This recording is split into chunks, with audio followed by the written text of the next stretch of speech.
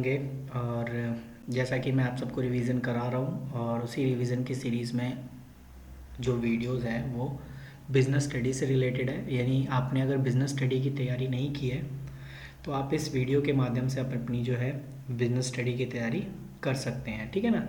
और जैसा कि अभी हम जो है 11 यूनिट पढ़ रहे हैं जिसमें हम मार्केटिंग के बारे में हमने पढ़ा था। कुछ बातें मैंने ऑलरेडी पहली वाली वीडियोस में मेंशन कर रखी है, आप चाहो तो प्लेलिस्ट में जाके देख सकते हो, वहाँ पर ये वीडियो मिल जाएंगी।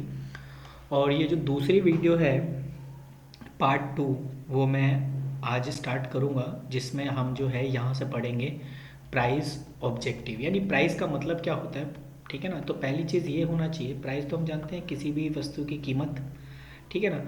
तो अगर किसी भी वस्तु की कीमत है तो किस पे डिपेंड करती है, तो ये कह रहा है देखो, ये price mix refers to the important decision related to fix of price of a commodity. This decision can be related to price of the competitor. यानी हम प्राइस मिक्स अलग अलग, यानी मिक्स का मतलब है डिफरेंट डिफरेंट प्राइस जो है कमोडिटीज़ के डिसाइड करना, फिक्स करना। वो भी किस बिहाफ पे, ये बिहाफ पे कि भाई कॉम्पिटिटर क्या प्राइस रख रहा है। यानी हमारा जो कॉम्पिटिटर है जो सेम सामान बेचता है लेकिन कंपनी अलग है, तो वो किस में कितने रुपए में बेच रहा है और हम कितने रुपए में बेच रहे हैं। अगर वो कम दामों में बेच रहा है और अगर हम ज़्यादा दाम में बेच रहे हैं तो ऑब्वियसली उसकी सेल ज़्यादा हो रही है ना कि हमारी। उसका दूसरा देख रहा है कि decision related to demand. Decision related to demand का मतलब यहाँ पर ये है कि अगर डिमांड मार्केट में ज़्यादा है तो ऑब्वियसली मैं प्राइस बढ़ा दूंगा ताकि मुझे ज़्यादा से ज़्यादा प्रॉफिट मिले। तो ये कुछ चीज़ें हैं, इन्हें हम प्राइस मिक्स के रिगार्डिंग जो है डिसीजन लेते हैं। तो ये कुछ पॉइंट है जिसमें हम ये चीज़ें देखेंगे। दूसरा है प्राइजिंग ऑब्जेक्टिव। यानी प्राइजिंग ऑब्जेक्टिव का मतलब इसमें ये आ गया कि what is the objective of firm is a very important factor which help in deciding the price. यानी कुछ मेन ऑब्जेक्टिव हैं जिसके वजह से जो है हम प्राइस जो है डिसाइड करते हैं। अब वो कौन कौन सी चीज़ें होती है इसमें आप देख सकते हो।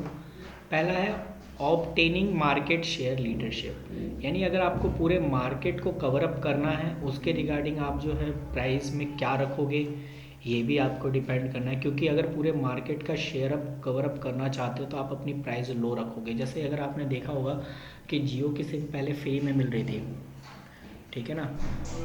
जियो की सिम जो है आपको फ्री में दे रहे थे, लेकिन एक टाइम बाद जियो ने भी जो है प्राइस रखना, क्योंकि जियो फ्री में इसलिए बांट रही थी ताकि वो ज़्यादा से ज़्यादा मार्केट को कैप्चर कर सके। और यही वजह थी कि देखो अब जियो जो है हर एक के सिम में तो ज़रूर मिलेगा ही मिलेगा। तो उसका क्या मोटिव था, पूरे मार्केट को कैप्चर करना। दूसरा है surviving of the competitive market. अगर आप अपनी कंपनी को सर्वाइव करना चाहते हैं उन कॉम्पिटिटर से जो आपके मार्केट में और भी फर्म्स वगैरह हैं, तो आपने अपनी प्राइस को रिड्यूस रखना पड़ेगा ताकि, और डिस्काउंटिंग ऑफर यानी आपको जो है ऑफरिंग डिस्काउंट रखना पड़ेगा ताकि आप उन्हीं के बराबर कंपटीशन में रहें। तीसरा पॉइंट क्या है, अटेनिंग प्रोडक्ट क्वालिटी लीडरशिप। यानी आप अपनी क्वालिटी को बरकरार रख सकते हैं, और क्वालिटी को बरकरार रखने के लिए इसका मतलब ये है आपको जो है हाई क्वालिटी की चीज़ लेनी पड़ेगी जिसके लिए आपको ज़्यादा कॉस्ट लगेगा, और फिर आपको सामान जो है ज़्यादा महंगे कीमतों पे यानी हाई प्राइस पे बेचना पड़ेगा। तो ये तीन जो है हम मोटिव रखते हैं। उसके बाद दूसरा है यानी फैक्टर की माइंड, दूसरा है प्रोडक्ट कॉस्ट। यानी आपने जो सामान बनाया वो कितने का है, ठीक है ना। ओबियसली अगर रॉ मटेरियल कॉस्ट या वेजेस लेबर ज़्यादा है तो ओबियसली आप प्राइस भी जो है उससे ज़्यादा ही रखोगे, क्योंकि आप कम में तो बेचोगे नहीं, है ना। तो ये भी मैटर करता है। तीसरा है कंपटीशन इन मार्केट। यानी कंपटीशन क्या है इसमें, ये भी मैंने आपको पूरी बातें बताई है, वो सारी चीज़ें लिखी हुई हैं, तो आप चाहो तो इसका इस्तेमाल इसमें। तो प्राइस डिसीजन जो है इसी तरीके से है। तो ये कुछ एमसीक्यूज़ है, आप इसे सॉल्व कर लो, आपके लिए बेनिफिशियरी है। उसके बाद हम आगे बात करते हैं फिज़िकल डिस्ट्रीब्यूशन। अब फिज़िकल डिस्ट्रीब्यूशन में आपको सिंपल सी बात ये है कि आपको जो है डिस्ट्रीब्यूशन का यहाँ पे प्रोसेस है कि चैनल डिस्ट्रीब्यूशन है फिजिकली मूवमेंट ऑफ गुड्स। तो इसमें क्या क्या आ जाते हैं एक बार देख लेते हैं। जैसे ये प्रोड्यूसर है, प्रोड्यूसर किसको करेगा, होलसेलर को। होलसेलर के पास से फिर किधर जाता है, रिटेलर। रिटेलर से पास किससे जाता है, कस्टमर।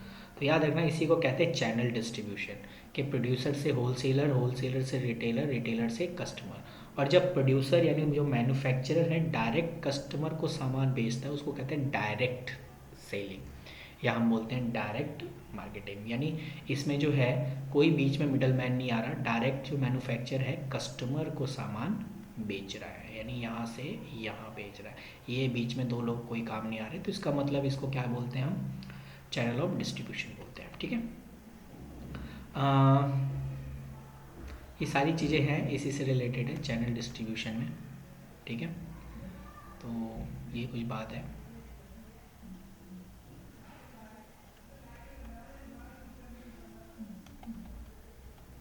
तो देखो टाइप्स ऑफ डिस्ट्रीब्यूशन लेवल, जिसमें हम कह रहे हैं पहला जीरो लेवल या जीरो लेवल चैनल या डायरेक्ट चैनल। डायरेक्ट चैनल का मतलब होता है, अभी मैंने आपको बताया था कि यहाँ जो है मैन्युफैक्चरर डायरेक्ट कस्टमर को सेल कर रहा है, इसको बोलते हैं हम जीरो चैनल या जीरो लेवल चैनल। ठीक है ना, कि इसमें बीच में कोई मिडल मैन नहीं आ रहा। इनडायरेक्ट चैनल में हम देखते हैं कि 1 लेवल चैनल है, 2 लेवल चैनल है। ठीक है ना, इनडायरेक्ट चैनल में, वो डायरेक्ट चैनल था, ये इनडायरेक्ट चैनल है। तो इनडायरेक्ट चैनल में क्या क्या चीज़ें आ जाती है, इनडायरेक्ट चैनल में जैसे 1 चैनल, 1 लेवल चैनल, इसका मतलब है मैन्युफैक्चर के बीच में रिटेलर आ रहा है इसलिए 1 है, और फिर उसके बाद कस्टमर के पास जा रहा है, यानी बीच में मिडल मैन कितना है, 1 है। तो अगर मैन्युफैक्चर और कस्टमर के बीच में अगर एक ही मिडल मैन है तो उसको हम बोलेंगे 1 लेवल चैनल। और 2 लेवल चैनल का मतलब है जब मैन्युफैक्चरर और कस्टमर के बीच में 2 आ जाते हैं, जैसे होलसेलर और रिटेलर, उसको बोलते हैं 2 लेवल चैनल। और 3 लेवल चैनल में आपका एजेंट, होलसेलर और रिटेलर इनके बीच में आ जाते हैं, यानी मैन्युफैक्चरर और कस्टमर के बीच में कितने लोग आ रहे हैं, 3, तो उसको हम बोलेंगे 3 लेवल चैनल।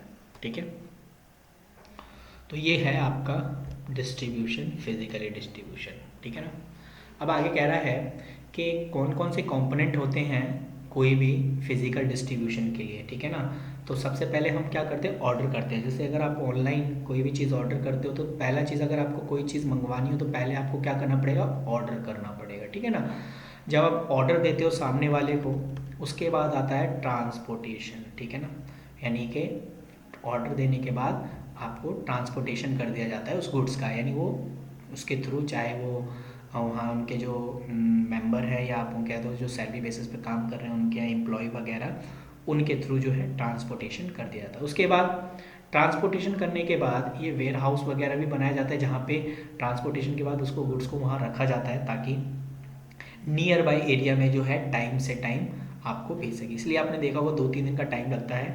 ठीक है ना, तो इतनी जल्दी नहीं, ऑलरेडी वो वेयर हाउस में पड़े हुए होते हैं और उसी से वो जो है सेल होते हैं। उसके बाद है इन्वेंट्री।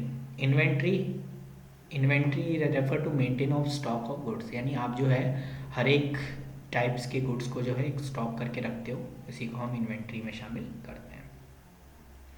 उसके बाद है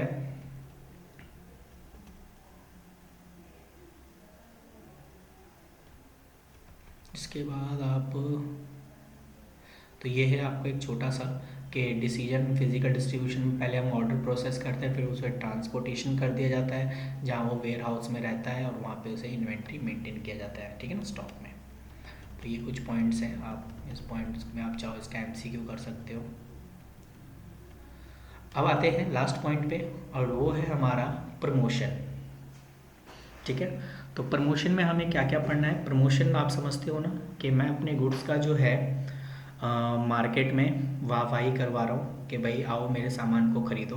ठीक है ना, अब वो मैं जो है बाय एडवर्टाइजमेंट करवा रहा हूँ या किसी पर्सन के थ्रू करवा रहा हूँ। तो इसका मतलब है, प्रमोशन का मतलब होता है कि कम्युनिकेट विद कस्टमर, यानी undertaken to communicate with customer, distribute channel to enhance the sale of the firm. ठीक है ना, उसके बाद है, अगर मैं बात करूं कि प्रमोशन मिक्स में क्या क्या शामिल होता है, ये आपका MCQ पॉइंट ऑफ व्यू से बन सकता है कि प्रमोशन मिक्स में क्या क्या आता है। तो एडवर्टाइजिंग आता है, सेल प्रमोशन आता है, पर्सनल सेलिंग होता है, और पब्लिक रिलेशन होता है। ठीक है ना, तो 1 बाय 1 हम एक एक को पढ़ते हैं ताकि हमें ये भी क्लियर हो जाए तो एक्चुअली में ये है क्या। तो एडवर्टाइजिंग में हम देखते हैं कि आप समझते होंगे कि एडवर्टाइजमेंट जो है क्या होता है। तो एडवर्टाइजमेंट का मतलब है paid form for non personal presentation and promotion of the idea good service by the identify sponsor. यानी अगर हमने किसी को बोला है कि हाँ जी आप मेरे प्रोडक्ट का जो है एडवर्टाइजिंग करनी है आपने, ठीक है ना, तो बदले में आपको मैं कुछ पे कर रहा हूँ, तो वो एडवर्टाइजमेंट में शामिल हो जाता है। ठीक है, तो ये पेड के पर्पस होता है, एडवर्टाइजमेंट में हम पे करते हैं। ठीक है ना, तो ये पेड फॉर्म में होता है और इम्पर्सनैलिटी होता है, आइडेंटिफाई स्पॉन्सर, ये सारी चीज़ें होती हैं। और आप जो है इसमें कोई सवाल भी नहीं पूछ सकते। जैसे अगर आपने देखा टीवी में ऐड आता है तो आप उसमें कोई सवाल नहीं पूछ सकते, ठीक है ना। उसके बाद इसमें क्या होता है और क्या क्या आपने पढ़ना है। फीचर्स, अगर हम एडवर्टाइजमेंट के फीचर्स की बात करें तो फीचर में सबसे पहले रिच, यानी advertising can rich large market. TV के थ्रू और रेडियो के थ्रू जो है हम पूरे मार्केट में कवर अप कर सकते हैं। Choice, there wide variety of media available for advertising for video. जैसे हमारे पास बहुत है, चाहे वो ऑडियो में हो, विजुअल ऑडियो हो या प्रिंट मीडिया हो, हमारे पास बहुत स्कोप है, कहीं भी कर सकते हैं। कहीं नहीं हो तो यूट्यूब पे कर दो, फेसबुक पे कर दो, कहीं पे भी प्रमोशन कर दो। लेगिटिमेसी का मतलब advertisement the message regarding the product और service given to the publicly to customer. यानी इसमें जो है हम जो है मैसेज देते हैं प्रोडक्ट के बारे में, सर्विस के बारे में, कि हम क्या क्या चीज़ें, किस टाइप की चीज़ें बेच रहे हैं, ताकि customer there always prove it and customer believe that publicly the company will not give a false information of the product, ठीक है ना। ये नहीं है कि एडवर्टाइजमेंट में हम आपको जो है गलत इन्फॉर्मेशन देंगे, नहीं, जो भी देंगे हम करेक्ट इन्फॉर्मेशन आपको देंगे, ठीक है ना। फिर उसके बाद है एक्सप्रेसिवनेस। एक्सप्रेसिवनेस का मतलब provide enough opportunity to marketer and dramatise the message with the help of drawing, colours, pictures, musically dance. इसके थ्रू जो है हम एक्सप्रेस कर सकते हैं, ठीक है। तो ये कुछ पॉइंट्स हैं। इकोनॉमी, यानी advertisement increase the cost of product और service, but advertising consider the economically compare to the promotion technique, ठीक है ना। ये बहुत ही सस्ता माना जाता है अगर एडवर्टाइजमेंट वगैरह करा रहे हो। हाँ, मानते हैं कॉस्ट में आपके प्रोडक्ट की कॉस्ट को बढ़ा देता है, लेकिन उसके रिगार्डिंग देखा जाए, अगर प्रमोशनली देखा जाए कि ये एडवर्टाइजमेंट में जो है सस्ता माना जाता है। कोई बात नहीं, आप 5 पॉइंट ही पढ़ो, काफ़ी है। Cell promotion. सेल प्रमोशन में हम क्या करते हैं, sale promotion refer to the short term use of incentive या promotional activity that the stimulate customer buy the product. अब इसमें हम क्या क्या कर सकते हैं सेल प्रमोशन के लिए, तो इसमें हो सकता है short and immediate effect on sale. तो इसके लिए हम डिस्काउंट वगैरह दे सकते हैं, ठीक है ना, डिस्काउंट वगैरह दे सकते हैं। कह रहा है stock clearance is possible with the sale promotion. तो इसमें हम क्या क्या करते हैं, डिस्काउंट वगैरह दे देते हैं, या शॉर्ट टर्म के लिए हम इंसेंटिव या अदर प्रमोशनल एक्टिविटी करते हैं। शॉर्ट टर्म के लिए जैसे दिवाली का ऑफर चल रहा है, और दिवाली का ऑफर चल रहा है तो ऑब्वियसली आप जो है कुछ ना कुछ डिस्काउंट दोगे कस्टमर को। तो ये सारी चीज़ें सेल प्रमोशन के अंदर में आ जाती है। Personal selling. पर्सनल सेलिंग का मतलब क्या होता है, personal selling means selling personally, the involve of face to face selling करना। यानी अब आपको ये बेस आ जाए इसमें face to face selling which are related to personal selling, ठीक है ना। तो पर्सनल सेलिंग के अंदर ही आ जाता है। फीचर ऑफ पर्सनल सेलिंग का मतलब है personal interaction, two way communication होता है, बेटर रिस्पॉन्स मिलता है, रिलेशनशिप। सीधी सी बात है, अगर मैं आपको फेस टू फेस सामान बेच रहा हूँ तो पर्सनल इंटरेक्शन हो गया, टू वे ऑफ कम्युनिकेशन हो गया, उसके बाद बेटर रिस्पॉन्स है और रिलेशनशिप है। ये सारी चीज़ें इसमें शामिल हो जाती हैं, ठीक है।